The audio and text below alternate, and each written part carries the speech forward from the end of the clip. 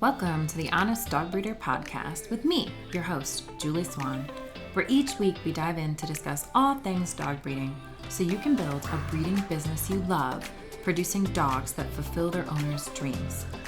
I believe you can have an honest dog breeding program that also pays the bills. So throw those pods in your ears while you're cleaning kennels. I'd love to join you. I thought about titling this episode, How Many People Can Julie Piss Off in One Episode? But I feel like I'd be doing you a disservice if I pretended this stuff wasn't an issue. Contracts are so much more than liability protection, especially when it comes to your breeding program. You expect the contract to be long and annoying when you buy a house or a car, yes, but those things aren't very personal. Buying a puppy is much more personal, and your breeding program will thrive if it feels more personal with your contract. In addition to setting liability protection, contracts also set expectations. They give you processes and create consequences so people know where they stand in a matter before they dive into it. Additionally, your contract can be your biggest asset in building trust with your buyers. So many breeders miss this opportunity to build trust with their buyers or bust the trust they've built with their contract. Before I get started with the 5 things I want you to avoid like the plague, I wanted to let you know you can buy my contract in the show notes for this episode at honestdogbreeder.com/contract. Upon purchase, it'll be delivered in both a PDF and a Google Doc for you to use as a template. Oh, and if you want help sorting it out, you can book a free business strategy session with me. Just go to honestdogbreeder.com/strategy. I found so many people were needing a little one-on-one help. Others weren't sure which product was right for them. It all led me to offering these 30-minute sessions to help you get a little traction in your program. Well, without further ado, here are 5 things I see in contracts that make me cringe, primarily because they ruin the relationship with your buyers much more than they help and protect you. First and foremost, the worst is a contract that only protects the breeder and not the buyer. I see this a lot, actually. So many times breeders start their program without a contract and get burned, or they have a weak contract that doesn't have the required information and they get burned on that. They end up thinking, I am never going to have this happen again. So they build a super robust contract and it heavily protects them and doesn't do anything for the buyers. Let's take Arizona, for example. They have a puppy lemon law that states, in the event of a puppy that's a lemon in the first 14 days, the law can force the breeder to refund up to the price of the puppy, to replace the puppy, or to both refund and replace. See how in theory you could lose both the money and another puppy? That's a lot. It's reasonable to have the total financial out-of-pocket of your liability to be the cost of the puppy. That should be the cap. This way you aren't subject to a weird double refund like is suggested in the law in Arizona. I'm not an attorney, as you know, so I can't say for sure your contract would overturn the law, but a lot of times if the contract lists what will happen, then the buyer isn't going to see what the law is, since you already have an agreed upon boundary to work within. Think of how in a few days a puppy can come in contact with parvovirus, but if the buyer takes the dog somewhere they shouldn't, gets parvo, and then they're still within the 14 days, that's kind of scary for the breeder to be responsible for something that we have no control over. If you've been through a situation like this, you can see how a breeder would want to make an airtight contract that prevents the buyer from ever taking advantage. I get it. However, this comes again from that mindset of scarcity and a me against you mentality with buyers, instead of an abundance, we're in this together sort of perspective. We always want to be a team with our buyers, at least as much as possible. Yes, you need boundaries, but it is a collaboration. Imagine you work with a buyer and they are so excited to get one of your dogs. They enjoy speaking with you, appreciate the work you've done to make great puppies, and they're ready to give you a deposit. You have this wonderful start with them. You ask them to review your contract before placing a deposit, as would be good practice. However, imagine that you have a contract that only protects you. Immediately, the buyer thinks, wait a minute, was she actually telling the truth? The contract would be in stark contrast to your program, your brand, and the conversation and impression they just had with you. When things feel disconnected, it creates the feeling of distrust in our minds and in the minds of our buyers. Don't ruin what started so well by sending an all about me contract. Another thing I see a lot is the requirement of the buyer to do certain things exactly as you, the breeder, say, with no room for mistakes, accommodations, or alternatives. For example, the line item of, "You must feed this dog food." If you've been listening a while, you know I always recommend a few brands of dog food. Some are easier for people to get than others. Some people like to subscribe to their dog food, while others will drive for the best deal. It's about what's best for your buyers and what works for your dogs. Remember, people see you as the authority since you are the breeder. They don't want to upset you or feel like they failed to meet your expectations. This is generally a positive thing, but if you require something and they can't provide it, they will feel embarrassed or will be worried you'll get on their case about it. This means they may avoid talking with you when they have a problem. If we don't learn about these problems, we can't help them fix it, nor can we learn about it to make our program better later. This is why we want to use suggestions and multiple suggestions over any one specific thing. It keeps the line of communication open so they never feel they can't call you because they're worried you'll be mad about the dog food they fed. One of the worst offenders of this particular style of thinking is a particular supplement, Nuvet, spelled Nuvet. They act like they're trying to help you out by getting you to sell their supplement with the puppy you sell. In exchange, you give the buyers a code they have to input to get the supplement. When they buy it, you as the breeder get a kickback on the money. The model is okay if the supplement was something you loved and it worked, but whether or not it's a good supplement is irrelevant because here is where they get it wrong. They insist that you put the verbiage of, "If you don't have your dog on this supplement, then you void the health guarantee." In fact, they give you the paragraph in legalese to add to your contract. And you can Google search some of the sentences in there and you'll pull up a ton of breeder contracts online. Breeders will have these normal contracts with normal language and then bam, this super legalese paragraph about the requirement to order this supplement. I find this irritating, much like the all about the breeder contract, because again, it burns trust with the buyer. They feel it taken advantage of, being used to pad your pocket continually after buying the dog. The other thing that's off about it is this. Why would a dog need a supplement to guarantee his health? It would be similar to me looking at a parent and telling them their kid will only be healthy if he eats his Flintstone vitamin. It's not about the healthy meals they cook. That doesn't make any sense. The bigger problem is the impression on your breeding program. What impression does it give the buyer when you say you'll cancel their health guarantee if they don't supplement? That doesn't give much confidence in the health of your dogs. So to recap, if you have products that you like, recommend them. If you can get coupon for buyers, do it. If you can get a kickback on the products you like, use, and recommend, awesome. But don't require it in a contract. The third one. You have 3 days to take the dog to the vet or else. This one was always interesting. It sounds so casual. No one really thinks about it. But hey, I'm a questioner, so I think about it. There's very often this clause in a contract that says you have 3 days to take the dog to the vet, or else you void their health guarantee. It is at this time that you must then make the breeder aware of all issues with the dog. This is a fancy workaround that breeders use. They basically hand off liability to the vet. This way, if there are any issues with the dog, the breeder can attempt to avoid liability because the buyer had the opportunity to notice something wrong when they went to the vet and the vet didn't see anything. To me, this just comes across shady. It also feels like you're trying to trap them into voiding their health guarantee since 3 days is hardly any time at all, and it's hard to get into the vet's office these days on short notice without an emergency.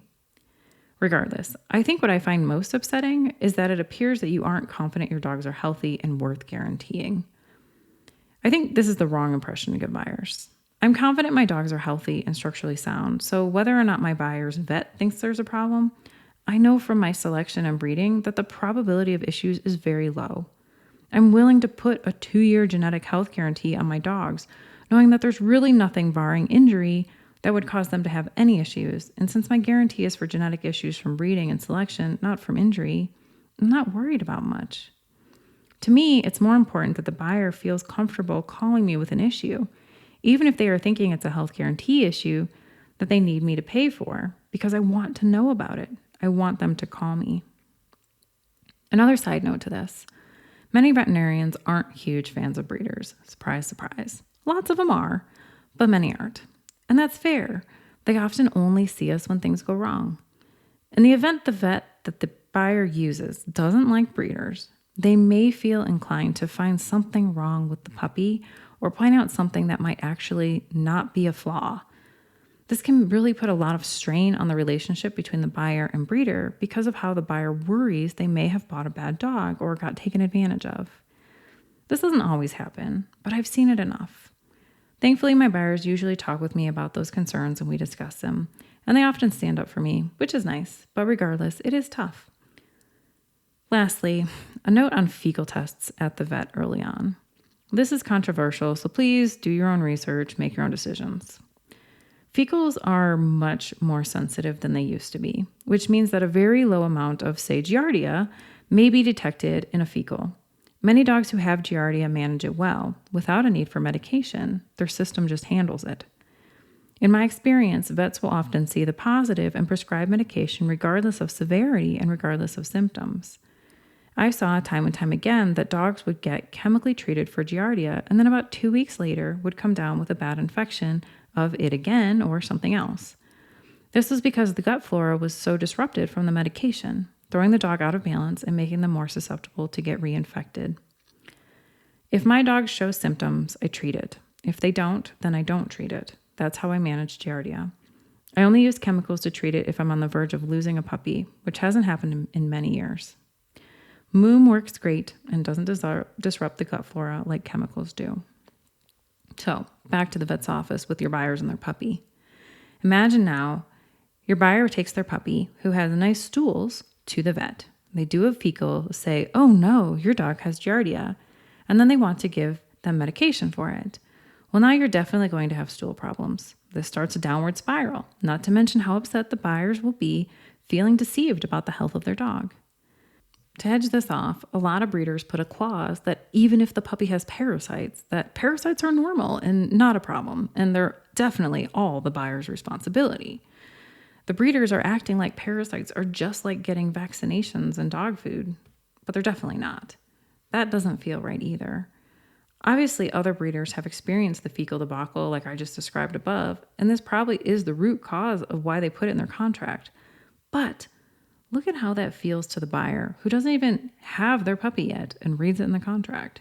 It sort of sounds like, hey, even if I'm fully irresponsible as a breeder and I give you dogs with a terrible infestation, it's your problem, and I need you to sign that you won't come after me for creating problems for you. Yuck, right? So what do? Well, 3 things. First, educate them. Tell your buyers that low-grade infestation is common and that the dogs manage it on their own.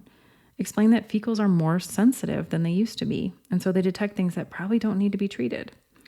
Explain that treatment comes with risks to the delicate gut flora of the puppy and should be avoided if possible, especially if they have normal stool. Second, give them an alternative treatment, like a natural remedy such as Moom or an herbal dewormer. Send them home with it and have them use it as part of the transition to the new home. Lastly, tell them ultimately it's their decision, and if they're more comfortable with the chemical route, you understand. This last one needs to be genuine, too. None of that condescending tone with it, please. This will maintain the trust in the relationship, while also passing the responsibility off to them, which is good. You want to empower them to take responsibility and own their decisions. Oh man, can you feel I'm a little charged on that one? All right. Next, I often see this penalty for breeding. Something like, you absolutely cannot breed or else I get your firstborn child. Okay, well, it's not usually that extreme. But I've seen crazy ones where it was like $1,800 per puppy born, and it didn't discriminate if that was an oops litter with the neighbor's dog or if it was an intentional breeding. Which essentially means if they accidentally get their dog bred by the neighbor's dog, not only are they going to be stressed out worrying about how to handle the gestation and whelping and then raising and finding homes for these puppies, but they're going to be super scared to tell you about it because they may be on the hook for $18,000. I don't know about you, but I might be inclined to not tell my breeder if something like that happened. And I certainly couldn't blame my buyers for wanting to not tell me if that were in my contract. You know what happens with clauses like that? Nothing. Nothing ever happens with them because most of the time the law will recognize the dog as the buyer's property and they'll be able to do with it what they like. You know what else doesn't happen? They don't talk to you. They don't tell you they need your help with the puppy stuff. and then another set of puppies has a high probability of landing in the shelter. Now, I know a few of you out there, your blood pressure is rising and you're saying, well, Julie, a lot of people are going to breed my dog if I don't have some form of penalty in the contract. The truth is, people are going to do what people are going to do. Nothing in your contract will stop them. You don't have much leverage with buyers after you send them home with a puppy. Now, if you have AKC dogs, for example, then you can sell with limited registration, which won't allow them to register any offspring from the dog. But that doesn't work with UKC. And I'm sorry, I don't know much more about the international registries, so please check with them how that works and if it gives you leverage. A key to note is that it doesn't actually prevent them from breeding the dog, merely registering the puppies. The most complicated part of this is doodles. I honestly see this a lot in the doodle world. People want to charge a lot more for breeding rights with doodles, and most doodles don't have any registry, so there is no leverage. The leverage then becomes reputation and the destruction of reputation of the breeder who bought the dog and bred it without being given permission. And honestly, that feels scummy too. I'm still working on the best solution for that. So far, I think doodle breeders should be able to charge more for a dog that's destined to be a breeder. But how can we make that extra cost a benefit to the buyer? Maybe give them first pick and a little support in their breeding program or something similar. This way, there's a benefit for them being open about breeding and also for warranting the extra money. It seems to help both people. The last of the 5 I see in so many contracts is the "you must return the dog to me if you don't want it anymore or can't take care of it." Now, this one makes sense, right? We want to prevent our dogs from going to shelters, from being sold on Craigslist. We want to vet the buyers who are going to own our dogs. And surely we want to ensure the care of the puppies we brought into the world. Again, this clause's idea makes sense, but it doesn't work. Not only is this generally unenforceable because the law, again, sees dogs as property, but it also creates a lot of tension for the breeder-buyer relationship. Have you ever bought something and it didn't work out for you, but it was perfect for your sister or your friend? I know things like a shirt or shoes come to mind, but in fairness, this happens with dogs too. I've had a few situations while breeding where the buyer who originally purchased the puppy had a life change, and someone in their life ended up taking the dog. Usually, I don't find out about this when it happens, but sometimes I hear about it later. Here are a few situations where this happened. One guy had a dog for a few weeks, but because he got complaints from his neighbors, he was forced to put the dog at a friend's house temporarily. Over time, his situation didn't improve as he expected, but his friends fell in love with the dog. Another time, a guy was living with his parents. He got the dog, and it never really worked out with the parents' dog. His friend was in love with his dog, so he ended up taking him and keeping him. Once, I got a phone call from a shelter outside a national forest. This particular one is about 6 hours away from me. They said, "We have your dog." And of course, I was like, I'm a breeder. Can you send me a picture? They did send me a picture, and I remember it was a dog named Rooster. Loved the name and couldn't forget that one. I had sold him years and years earlier. I was able to look through my records and found his owner's phone number in about 15 minutes. I called him. He said he no longer had the dog, but had given him to his niece. He called her, and we were able to get her reunited with Rooster. She had been camping, and he had gotten lost in the forest, as GSPs tend to be explorers. That one was interesting because it was from my first 2 litters when I was an idiot, and not only didn't have a contract, but I didn't buy the prepaid microchips and register them for my buyers, like I do now. This dog's microchip was never registered, which often happens. So amazingly, the microchip company was able to look up who had purchased that microchip, me, and call me. This is exactly why I use AKC Reunite microchips. They're really on top of things. Oh, and don't let the name fool you. Dogs, or even cats, don't have to be AKC to use the microchips. You can use them on whatever. I don't recommend using them on your kids, though. That seems in poor taste. All I'm saying about the requiring of buyers to return the dog to you is that there's a good chance they found a good home for their pup when they could no longer take care of him. If we have a clause in our contract that requires that they return the dog to us, then when they find him a good home where he's happy, they just won't tell us. We have to get back to the core reason we want our dogs back to us, which is we want to make sure all our puppies are safe and okay. We want to make sure they don't end up in a shelter or rescue when we would gladly take them back. We want the worst scenario for the dog to be that the poor guy has to come back to our crazy house, never to go to an orphanage. That's why writing that the dog must be returned to us actually works against us. It tells our buyers that they'll need to lie to us about it if they rehome their dog to a friend or family member, or else they'll suffer the consequences. It also shows you have zero faith in their ability to know a good home for their dog, especially if they've had the dog for 2 years or similar. This goes back to being the Wizard of Oz with your buyers. All scare tactics. You don't want to be that guy. You have to have some faith in your ideal puppy buyer. If you don't, well, then you should probably find a new ideal puppy buyer. In all my years of breeding, I've yet to meet a buyer who didn't want to do right by their dog. Were they often misinformed? Yes, but their intent was never malicious. So if we can find a way to work together, it'll always work out better for everyone, especially the dog. Okay, well, that completes my rant on 5 things not to do in your contracts. If you want to purchase my contract, don't forget to go to honestdogbreeder.com/contract. And if you want help or just to say hi, please feel free to book a business strategy session with me. They're free.